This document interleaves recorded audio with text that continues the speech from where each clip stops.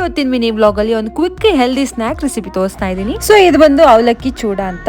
So ಮೊದಲಿಗೆ ಒಂದು mixie ಜಾರ್ಗೆ ಬೆಳ್ಳುಳ್ಳಿ, ಗುಂಟೂರು ಮೆಣಸಿನಕಾಯಿ, ಬ್ಯಾಡಗಿ ಮೆಣಸಿನಕಾಯಿ ಹಾಕೊಂಡು ತರ್ತರಿಯಾಗಿ ರುಬ್ಕೊಡಿ.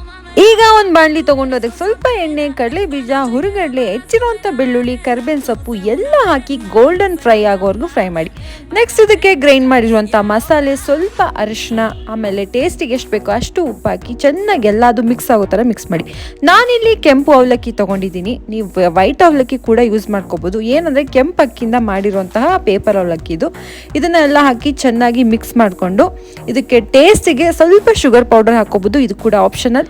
ಅವಲಕ್ಕಿ ಫುಲ್ ಕ್ರಿಸ್ಪಿ ಆಗೋವರೆಗೂ ಚೆನ್ನಾಗಿ ಫ್ರೈ ಮಾಡಿ ತಣ್ಣಗಾದ್ಮೇಲೆ ಏರ್ ಟೈಟ್ ಬಾಕ್ಸಲ್ಲಿ ಸ್ಟೋರ್ ಮಾಡಿಡಿ. ಇದು ಒಂದು 2 monthsವರೆಗೂ ಯೂಸ್ ಮಾಡ್ಬೋದು. ಒಂದು ಸ್ವಲ್ಪ ಪೋರ್ಷನ್ ತಗೊಂಡು ಅದಕ್ಕೆ ಈರುಳ್ಳಿ, ಕೊತ್ತಂಬರಿ ಸೊಪ್ಪು, ನಿಂಬೆಹಣ್ಣು ಹಾಕೊಂಡು ಬಿಸಿ ಬಿಸಿ ಕಾಫಿ ಹಂಗೆ ತಿಂತಾ ಇದ್ರೆ ಸಖತ್ತಾಗಿರುತ್ತೆ. ಸೊ ಟ್ರೈ ಮಾಡಿ, ಹೇಗಿತ್ತು ಅಂತ ಕಮೆಂಟ್ ಸೆಕ್ಷನಲ್ಲಿ ಮೆನ್ಷನ್ ಮಾಡೋದು ಮಾತ್ರ ಮರಿಬೇಡಿ.